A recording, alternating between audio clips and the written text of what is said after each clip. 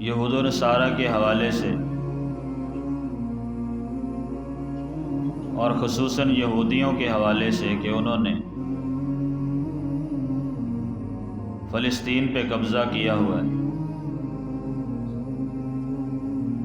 اور پوری دنیا میں مسلمانوں کو تکلیفیں دے رہے ہیں، قتل و غارت کر رہے ہیں، شہید کر رہے ہیں۔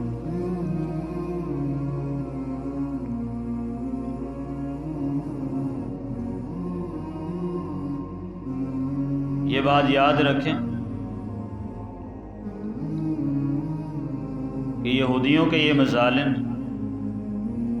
آج کے نہیں ہیں۔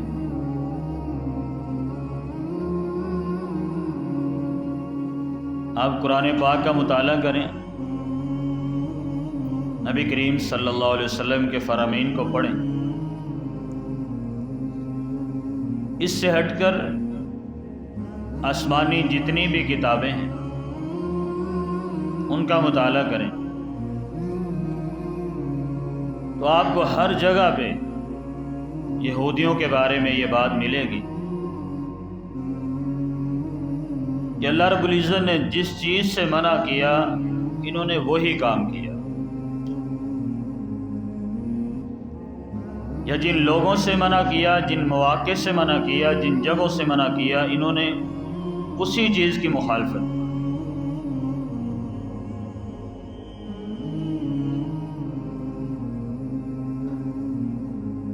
اللہ اس کے رسول صلی اللہ علیہ وسلم نے جس قوم سے منع کیا کہ اس سے دور ہو جائے، انہوں نے اسی کے ساتھ اختلاف کیا، اسی جگہ سے اختلاف کیا، اسی جگہ پہ اللہ کے ساتھ شرک کیا اور اللہ کے ولیوں اور نبیوں کو نقصان پہنچایا۔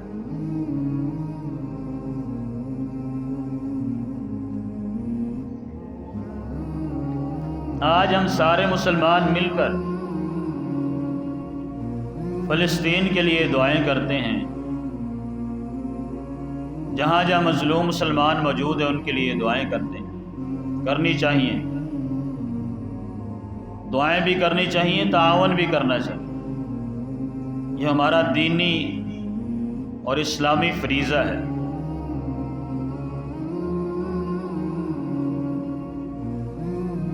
مگر تھوڑی سی نظر ہم اپنے ایمان، اپنے کردار اور اپنے اخلاق پر ہی ڈالیں۔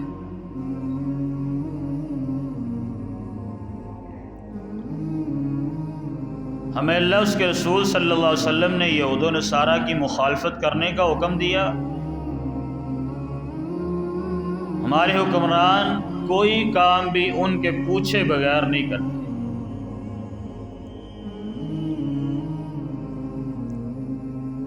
اللہ اس کے رسول صلی اللہ علیہ وسلم نے ہمیں بحیثیت مسلمان اپنے گھروں کی شکل و صورت، گھروں کے اندر رہنا سہنا، گھروں کے اندر اشیاء، لین دین، تجارت، کاروبار، لباس، حلیہ، چہرہ، شکل، اٹھنا بیٹھنا، چلنا پھرنا، فرمایا خالف الیہود والنصارى، کہ مسلمانوں تم نے ہمیشہ جب بھی کوئی کام کرنا ہے، جس وقت بھی کوئی کام کرنا ہے، اس کا تعلق تمہارے نبی کے ساتھ ہونا چاہیے، تمہارے رب کے ساتھ ہونا چاہیے، یہود و نصارہ کی مخالفت ہونی چاہیے۔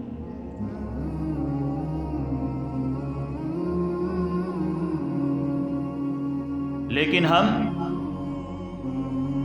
دعوے تو بڑے بڑے کرتے ہیں اور سمجھتے یہ ہیں کہ ہم عین سنت کے مطابق زندگی گزار رہے ہیں، اور پھر شکوہ ہم کرتے ہیں کہ یہودی جو ہے ہمارے اوپر غالب ہوتے جا رہے ہیں، مسلمانوں کو تکلیفیں دے رہے ہیں، فلسطین پر قبضہ کر رہے ہیں۔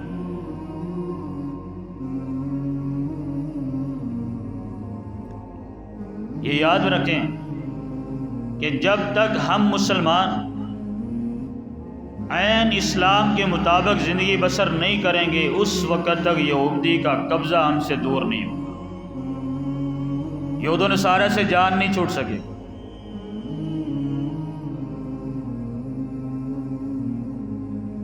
میں نے فلسطین کے حالات کو تاریخ کے نظر میں تھوڑا سا پڑھا کہ نبی کریم صلی اللہ علیہ وسلم کی آمد سے پہلے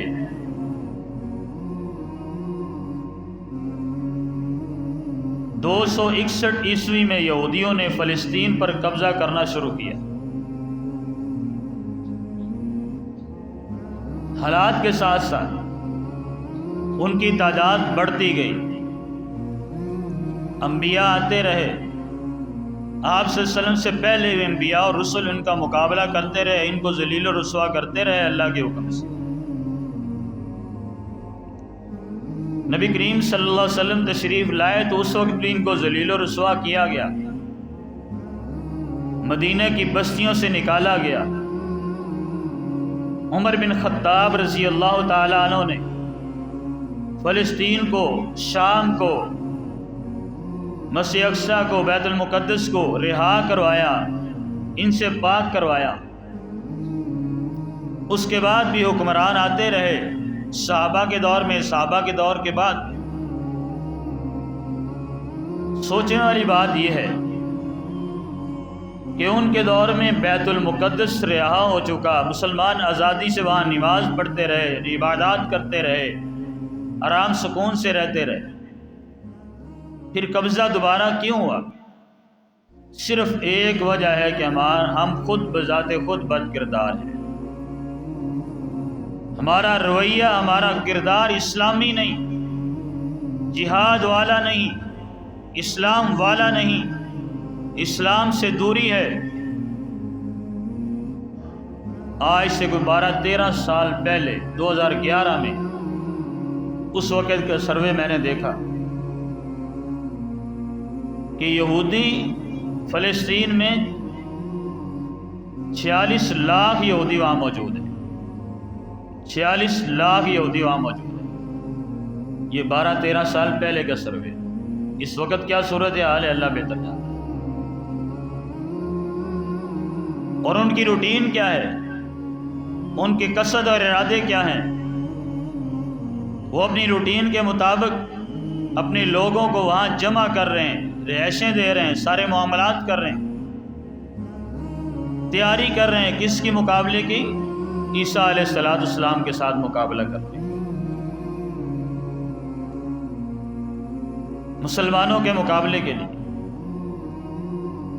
ہم بھی تیاری کرتے ہیں۔ ہم کیا تیاری کرتے ہیں؟ ان کا لباس پہنتے ہیں، ان جیسا چہرہ بناتے ہیں، ان جیسا جوتا پہنتے ہیں، ان جیسا گھر بناتے ہیں، ان جیسے طریقے سے ان لوگوں کے طریقے کو اپنا کر بائیں ہاتھ سے کھانا کھاتے ہیں، ان کے مشروبات پیتے ہیں۔ ہماری یہ تیاری ہے۔ تو فلسطین یا بیت المقدس ایسے رہا نہیں ہو جائے گا، ان کے مظالم ایسے کم نہیں ہوں گے۔ اور یہودیت کی تاریخ کو دیکھا جائے، انہوں نے تو اللہ رب العزت کو معاف نہیں کیا، وہ تو توہین کرتے ہیں، اللہ رب العزت کی بھی توہین کرتے رہے۔ سورہ آل عمران اللہ کیا فرماتے ہیں؟ لَقَدْ سَمِعَ اللَّهُ قَوْلَ الَّذِينَ قَالُوا إِنَّ اللَّهَ فَقِيرٌ۔ نعوذ باللہ من ذالک، کہتے ہیں کہ تمہارا رب فقیر ہو چکا ہے، تم سے صدقہ و خیرات زکوٰۃ مانگتا ہے، تم سے بھیک مانگتا ہے۔ تو اللہ نے کیا جواب دیا؟ وہ کہتے تھے ان اللہ فقیر ونحن اغنیاء، ہم غنی ہیں، تمہارا رب نعوذ باللہ من ذالک فقیر ہے۔ وہ رب جس نے اپنے بارے میں فرمایا یا ایھا الناس انتم الفقراء الی اللہ، کہ کائنات والو تم ساری کی ساری کائنات، کیا ساری کی ساری مخلوقات جسے رب نے بنایا، تم سارے رب کے فقیر ہو، اکیلا تمہارا رب ایک اکیلا ہی غنی۔ ان کا کام تو پہلے سے ہے، وہ تو اللہ کے بارے میں کیا کہتے ہیں؟ وقالت اليہود ید اللہ مغلولہ، وہ اپنے رب کے بارے میں اتنے نازیبا حرکات اور الفاظ بولتے ہیں کہ وہ کہتے ہیں نعوذ باللہ تمہارے رب کا ہاتھ بندھا ہوا ہے، ہمارا ہاتھ کھلا ہے، ہم جس طرح کا چاہتے ہیں، جس طرف چاہتے ہیں، جس طرح کا چاہتے ہیں، کماتے بھی ہیں، کھاتے بھی ہیں، خرچ بھی کرتے ہیں۔ ظلم و زیادتی بھی کرتے ہیں. تمہارے رب کا ہاتھ باندھا ہوا ہے، وہ ہمیں کچھ نہیں کہہ سکتا، ہمارا کچھ نہیں کر سکتا. رسول مکرم صلی اللہ علیہ وسلم سورہ نساء کے اندر اللہ رب العزت نے ارشاد فرمایا کہ من الذین ہادوا یحرفون الکلم عن مواضعہ، کہ جب قرآن کو نازل کیا گیا، قرآن سے پہلے کتابوں کو نازل کیا گیا، پہلی کتابوں کے اندر تحریف کر دی گئی، ان کو بدل دیا گیا، اپنے کردار کے مطابق ڈھال لیا گیا، جس طرح وہ چاہتے تھے ویسی آیات بنا لیتے تھے.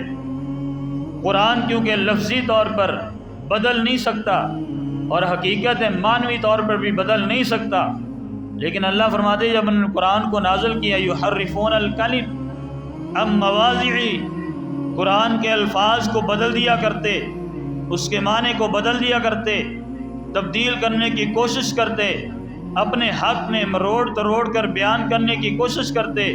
وَيَقُولُونَ سَمِعْنَا وَعَصَيْنَا وَاسْمَعْ غَيْرَ مُسْمَعْ، اور یہ کہتے تھے علی اعلان کہ محمد رسول اللہ صلی اللہ علیہ وسلم آپ نے جس چیز کا بھی اعلان کیا، آپ نے جس چیز کی بھی دعوت دی، اس کو ہم نے سنا بھی ہے اور سن کر وعصینا ہم نافرمانی بھی علی اعلان کر رہے ہیں، بتلا کے کر رہے ہیں. واسمع غیر مسمع، آپ جو کہنا چاہتے ہیں کہہ لے، آپ کی کوئی سننے والا نہیں. کیا مطلب کہ آپ کے قرآن کی، آپ کی باتوں کا ہم پر کوئی اثر نہیں ہے، ہم ٹس سے مس نہیں ہونے والے، ہم اپنی مرضی سے زندگی گزاریں گے جس طرح چاہیں. یعنی قرآن کی بھی بے ادبی، رسول اللہ صلی اللہ علیہ وسلم کی بھی بے ادبی، اور کتنی بڑی بے ادبی کرتے تھے پتہ ہے؟ وراعینا لیم بِأَلْسِنَتِهِمْ وَطَعْنًا فِي الدِّينِ، اللہ فرماتے ہیں زبان کو مروڑ تروڑ کر نبی کریم صلی اللہ علیہ وسلم کے بارے میں نازیبا الفاظ بیان کرتے ہیں. رائنا کا لفظ عربی کے اندر استعمال ہوتا تھا نبی کریم صلی اللہ علیہ وسلم کے دور میں کہ ہماری طرف متوجہ ہوں، ہماری بات سنیں، ہم آپ کو کچھ کہنا چاہتے ہیں. یہ بدبخت اتنی ذلیل و رسوا قوم ہے، اتنے بدبخت لوگ ہیں. نبی کریم صلی اللہ علیہ وسلم کو جب پکارتے تو راعینا کہتے، یا مدہ ڈال دیتے، لفظ کو بڑھا دیتے، تبدیل کر دیتے. یعنی یحرفون الکلم کو سمجھیے کہ رب کے قرآن کے الفاظ کو بدل کر قرآن کی بھی توہین کرتے، رب کی بھی توہین کرتے، اور نبی کریم صلی اللہ علیہ وسلم کی بھی توہین کیا کرتے. کہتے راعینا، راعینا کا مطلب ہمارے چرواہے، ہمارے نوکر، ہمارے غلام. یعنی یہ بدبخت تو آقا علیہ السلام کی موجودگی میں بھی آقا علیہ السلام کی توہین اور بے ادبی کیا کرتے تھے. وَطَعْنًا فِي الدِّينِ، اور دین پر طعن و تشنیع کیا کرتے تھے، الزامات لگایا کرتے تھے، اسے بدل دیا کرتے تھے. بڑا مشہور واقعہ آپ نے سنا ہوگا، پڑھا ہوگا. ان کی ایک عورت نے چوری کر لی، زنا کر لیا، زنا کی حد کے لیے، کیونکہ تورات کے اندر یہ حکم موجود تھا کہ زانی شادی شدہ عورت کو، زانی ہو، جس نے زنا کیا ہو، مرد یا عورت، اسے رجم کیا جائے گا. تو مدینہ میں نبی کریم صلی اللہ علیہ وسلم کے پاس یہودی آئے تورات کو لے کر، کہتے ہیں محمد صلی اللہ علیہ وسلم ہماری تورات کے اندر تو زنا کا حکم نہیں ہے، آپ کی شریعت میں کیا حکم ہے؟ آقا علیہ السلام نے فرمایا کہ میری شریعت میں، اس دین اسلام میں وہی حکم ہے جو تمہاری تورات کے اندر ہے. کہتے تورات کے اندر رجم کا حکم نہیں ہے. ہاتھ اوپر رکھ کر پڑھنا شروع کر دیا، چھپا لیا. وَطَعْنًا فِي الدِّينِ، اپنے بھی دین کو بدلنے کی کوشش کی، دین اسلام پر بھی طعن کرنے کی کوشش کی. عبداللہ بن سلام رضی اللہ تعالیٰ پڑے ہوئے تھے، کہتے ہیں اس ظالم سے کہیں، اے محمد کریم صلی اللہ علیہ وسلم، آقا علیہ السلام اس سے کہیں جس جگہ پہ اس نے ہاتھ رکھا ہوا ہے اس جگہ اپنا ہاتھ اٹھائیں. ہاتھ اٹھایا تو نیچے تورات کے اندر رجم کی آیات لکھی ہوئی تھی. فرمایا ظالمو، تم اپنی کتاب کو بھی بدلنا چاہتے ہو اور قرآن کے بارے میں تعریف پیش کرنا چاہتے ہو.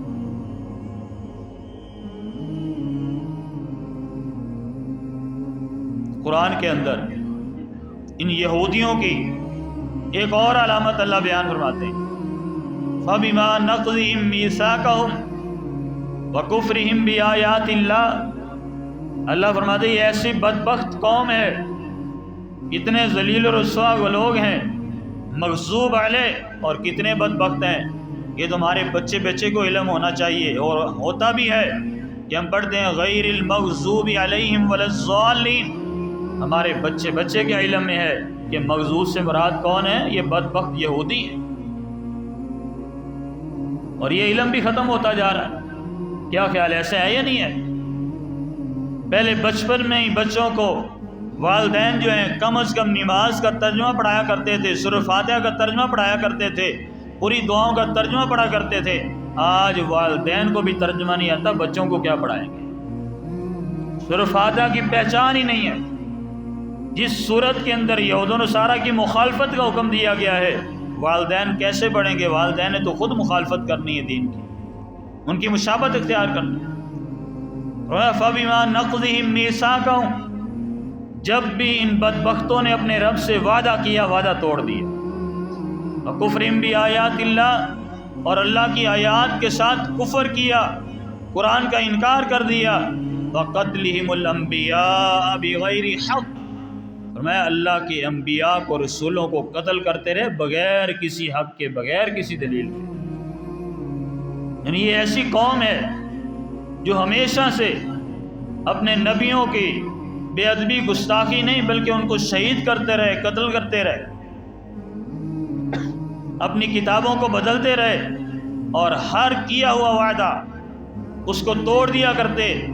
پڑھیں سورہ بنی اسرائیل، اللہ رب العزت نے 9 انعامات کا تذکرہ کیا ہے کہ اللہ نے 9 انعامات سے بنی اسرائیل کو نوازا، لیکن ان کی بدبختی اور ذلت اور رسوائی کی وجہ سے، وعدہ خلافی کی وجہ سے، رب رسول کی بے ادبی کی وجہ سے، ان 9 کے 9 انعامات کو اللہ نے عذاب بنا کر ان پر نازل کیا۔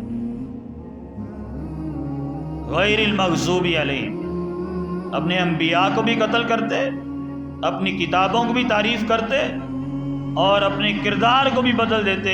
اپنے کردار کو اللہ اس کے رسول کا کردار بنا کر پیش کرنے کی کوشش کرتے۔ سورہ انفال کے اندر اللہ نے ایک اور بات کا تذکرہ کیا کہ الذین عاہدت منہم ثم ینقضون عہدہم فی کل مرہ، بڑا پیارا لفظ ہے سمجھنے کے لیے۔ فرمایا یہ ایسی قوم ہے کہ جب بھی یہ وعدہ کرتے، ثم ینقضون عہدہم، اپنے وعدے کو توڑتے رہے، فی کل مرہ، ہر مرتبہ، ہر جگہ پہ، ہر مسئلے میں، ہر نبی سے، ہر کتاب میں، جہاں جہاں جس جگہ پہ بھی ان سے رب نے وعدہ کیا یا انہوں نے اپنے رب سے وعدہ کیا، ینقضون عہدہم فی کل مرہ، ہر مرتبہ اسے توڑ دیا۔ وہم لا یتقون، اللہ فرماتے ہیں یہ متقی نہیں بن سکتے، یہ پرہیزگار نہیں بن سکتے، یہ اپنے دین میں رہتے ہوئے بھی کامیاب نہیں ہو سکتے، اور مسلمان اس سے کاپی کر کے کیسے رہ سکتا ہے؟ مسلمان اس کی مشابہت اختیار کر کے کیسے رہ سکتا ہے؟ جو اپنے دین میں رہتے ہوئے اپنے دین کے مخلص نہیں ہے، اپنے رب کے مخلص نہیں ہے، انبیاء کے ساتھ ان کا تعلق اچھا نہیں ہے، میرے اور آپ کے خیر خواہ کیسے ہو سکتے ہیں؟ میری اور آپ کی کامیابی ہیں، کیسے وہ خوش ہو سکتے ہیں؟ سورہ بقرہ میں ایک اور مقام پر اللہ فرماتے ہیں یہ آیات اور احادیث سنانے کا ایک ہی مقصد ہے کہ ان کا ظلم اور بربریت اپنی جگہ پر، اس کے لیے بد دعائیں بھی کریں، ہم مسلمانوں کے لیے دعا بھی کریں، دعائیں بھی کریں، ان کے ساتھ تعاون بھی کریں، لیکن ہم اپنا مزاج بھی بدلیں، اپنا کردار بھی بدلیں۔ ہمارے حکمرانوں سے لے کر بڑے بڑے عہدے والے لوگوں سے لے کر چھوٹے طبقے کا ہم تک، یعنی ہمارے گھروں تک، بچوں تک، سارے کے سارے معاملہ یہود و نصارہ جیسے ہیں، اور ہم کہیں ہم غالب آ جائیں یہودیوں پر؟ یہ کیسے ممکن ہے؟ اللہ فرمائے وَإِذْ قُلْتُمْ يَا مُوسَى لَن نُؤْمِنَ لَكَ حَتَّى نَرَى اللَّهَ، موسیٰ علیہ السلام کا سب سے زیادہ یہ ادب کرتے تھے، ابراہیم علیہ السلام کا اور موسیٰ علیہ السلام کا سب سے زیادہ یہ ادب کرتے تھے، لیکن ادب ان کا کیسا تھا، ان کا کردار کیسا تھا، اللہ نے قرآن میں وہ بھی بیان کر دیا۔ وَإِذْ قُلْتُمْ يَا مُوسَى، موسیٰ علیہ السلام سے کہتے، جب بھی موسیٰ علیہ السلام کو پکارتے، ان کو دعوت دیتے، تبلیغ کرتے، تورات پڑھ کے سناتے، رب کا پیغام دیتے، تو کیا کہتے؟ یا موسیٰ لن نؤمن لک حتی نری اللہ، اے موسیٰ علیہ السلام اس وقت تک تیرے اوپر ایمان نہیں لائیں گے جب تک رب ہمارے سامنے نہ آ جائے۔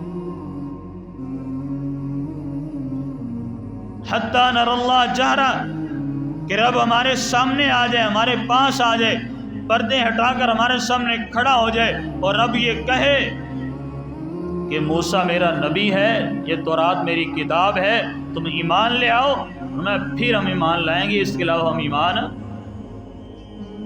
اتنی بڑی بے ادب اور گستاخ قوم بھی ہو سکتی ہے کوئی؟ اور ایسی قوم بھی، ایسے لوگ بھی مسلمانوں کے خیر خواہ ہو سکتے ہیں؟ لیکن مسلمان اس کا خیر خواہ ہے کہ نہیں ہے؟ ہم اس کے خیر خواہ ہیں، کردار سے، گفتار سے، اعمال سے، لین دین میں، تجارت میں، کاروبار میں، گھر بار میں، دکان میں، معاشرے میں، ماحول میں، پڑھائی میں، تعلیم میں، ایک ایک چیز میں یہودی اور عیسائی کو کاپی کیا جا رہا ہے۔ پھر ہم کہتے ہیں ہم غالب آ جائیں گے اور وہ مغلوب ہوں گے۔ اللہ مدد کیسے نازل کرے جب سارے کا سارا معاملہ ہی ان کے سپرد کر دیا؟ حتیٰ اللہ جارتن، یہ رب کی بھی بے ادبی ہے، گستاخی ہے، نبی کی بھی بے ادبی اور گستاخی ہے، یہ قرآن اور تورات اور انجیل اور باقی کتابوں کی بے ادبی گستاخی ہے۔ اللہ فرماتا ہے فَأَخَذَتْكُمُ الصَّاعِقَةُ وَأَنْتُمْ تَنظُرُونَ، انہیں کیا انتظار کریں، ان قریب ان پر اللہ کا عذاب آنے والا ہے۔ اللہ کا عذاب آیا کہ نہیں آیا؟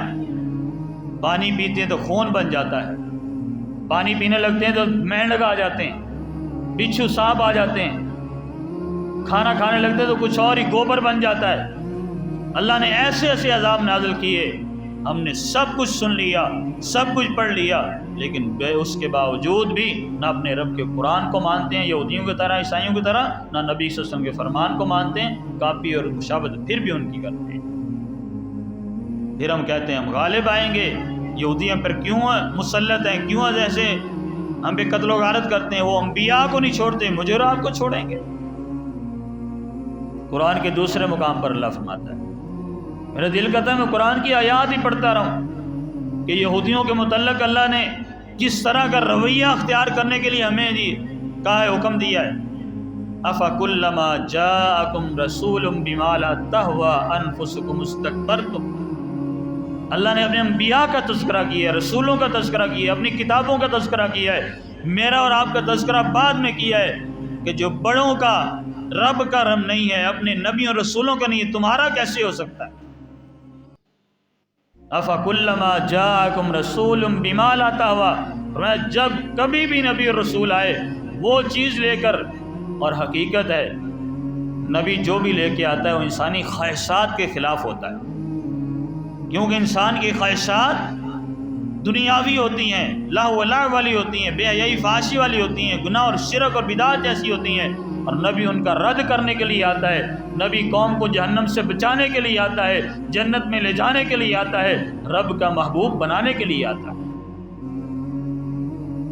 بما لا تہویٰ انفسکم استکبرتم ففریقا کذبتم، اللہ فرماتے ہیں ایک گروہ نے تو اس کا انکار کر دیا کہ لانے والی کتاب بھی انکار کر دی، اس آنے والی کتاب کا بھی انکار کر دیا، آنے والے نبی رسول کا بھی انکار کر دیا، رب کا بھی انکار کر دیا۔ ایک گروہ نے تو یہ رخ اختیار کیا وَفَرِيقًا تَقْتُلُونَ، اور دوسرا بدبخت اس سے بھی آگے بڑھا، اس نے نبیوں اور رسولوں کو قتل کرنا شروع کر دیا کہ تم ہمیں حق کا پیغام کیوں دیتے ہو، سرکشی سے کیوں روکتے ہو، ہماری خواہشات کے خلاف کتابیں کیوں لے کے آتے ہو، ہمارے معاملات کے خلاف رب کا تعارف کیوں کرواتے ہو؟ تو قرآن کے دوسرے مقام پہ اللہ فرماتے ہیں فَبِظُلْمٍ مِّنَ الَّذِينَ هَادُوا حَرَّمْنَا عَلَيْهِمْ طَيِّبَاتٍ أُحِلَّتْ لَهُمْ وَبِصَدِّهِمْ عَن سَبِيلِ اللَّهِ كَثِيرًا، اللہ فرماتے ہیں جب ہم نے قرآن کی آیات نازل کی، قرآن کو نازل کیا، انبیاء کو مبعوث کیا، رسولوں کو مبعوث کیا، وجہ کیا تھی؟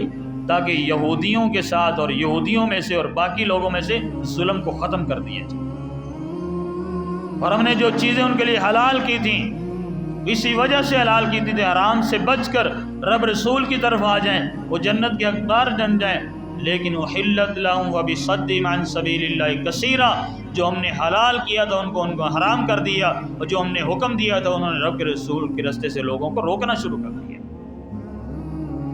واخذہم الربا، انہوں نے کیا کیا؟ اللہ نے سود کو حرام کیا، انہوں نے سود کو حلال کر دیا۔ واخذہم الربا وقد نہوا عنہ واکلہم اموال الناس، سود سے منع کیا۔ پہلی بات اللہ کی اتباع کرو، رسولوں کا حیا کرو، اس کی کتاب کی اتباع کرو۔ چوتھی بات ہم نے ان کو سود سے منع کیا۔ پانچویں بات واکلہم اموال الناس بالباطل، لوگوں کا مال باطل طریقے سے کھانے سے منع کیا۔ یہ پانچ کام کیا سارے مسلمان نہیں کر رہے؟ آج سودی کاروبار ہم نہیں کر رہے؟ ہم مسلمان ہیں، قرآن ہمارے پاس موجود ہے، ہم بہن بھائی کا مال نہیں کھا رہے، وراثت نہیں کھا رہے، بہن کو وراثت سے حصہ دیتے ہیں۔ کتنے لوگ یہاں بیٹھے ہوں گے جمعہ پڑھنے کے لیے آئے ہیں، 5 وقت جماعت کے ساتھ نماز پڑھتے ہوں گے، قرآن کی تلاوت کرتے ہوں گے، فقراء پر بڑے صدقہ و خیرات کرتے ہوں گے، بڑے بڑے جناب سخی ہوں گے، لیکن بہن کا حق لے کے بیٹھے ہوں گے، چھوٹوں کا حق کھا کے بیٹھے ہوں گے۔ یہودی کیا کرتے تھے؟ سود کھاتے تھے۔ واکلہم اموال الناس، لوگوں کا مال کھاتے تھے۔ وہ لوگوں کا مال کھاتے تھے، یہ لوگوں کا بھی کھاتے ہیں، اپنوں کا بھی کھاتے ہیں۔ پھر اللہ راضی ہو جائے گا؟ اللہ عذاب کو دور کر دے گا؟ یہودیوں پر عذاب کس وجہ سے آیا تھا؟ واکلہم اموال الناس بالباطل، لوگوں کا باطل طریقے سے مال کھاتے تھے، خون ریزی کرتے تھے، اللہ نے عذاب مسلط کر دیا۔ مسلمان جو کچھ مرضی کرتا رہے وہ بچ جائے گا؟ بہنوں کا حق ادا کریں، رشتہ داروں کا حق ادا کریں، تعلقات کو مضبوط کریں، رشتہ داریوں کو ملائیں، یہ سارے وہ کام کرتے تھے جس کی وجہ سے ان پہ عذاب آیا تھا، ان کو مغضوب علیہ کہا گیا، ان کو بدبخت کہا گیا، ذلیل و رسوا کیا گیا۔ آج مسلمان وہی کام کرتا ہے اور دعائیں کرتا ہے کہ اللہ یہود و نصارہ سے محفوظ رکھے۔ کیسے ممکن ہے؟ یہودیوں سے بچنا ہے، عیسائیوں سے بچنا ہے، اس کے ظلم و بربریت سے بچنا ہے تو ان جیسے کردار سے بچنا پڑے گا، ان جیسے اعمال اور کردار سے دور ہونا پڑے گا۔ وَأَعْتَدْنَا لِلْكَافِرِينَ مِنْهُمْ عَذَابًا أَلِيمًا، اللہ فرماتا ہے دردناک عذاب ان کے لیے تیار کر رکھا ہے۔ اور قرآن کے دوسرے مقام پہ اللہ فرماتے ہیں مَثَلُ الَّذِينَ حُمِّلُوا التَّوْرَاةَ ثُمَّ لَمْ يَحْمِلُوهَا كَمَثَلِ الْحِمَارِ، اللہ نے ان کو گدھا کہا ہے، حمار کہا ہے، کہ ان کا کردار کی وجہ سے، بد کرداری کی وجہ سے، ظلم و زیادتی کی وجہ سے وہ ایک گدھے سے بھی بدتر تھے۔ اور قرآن میں ہمارے بارے میں، اس امت کے بارے میں اللہ نے کہا ہے اولئک کالانعام بل ہم اضل، جب تم کردار میں، گفتار میں، اعمال میں، کردار میں یہودیوں کو مشابہت اختیار کرو گے، ان کے پیچھے چلو گے، وہ تو گدھے تھے، تم گدھوں سے بھی بدتر۔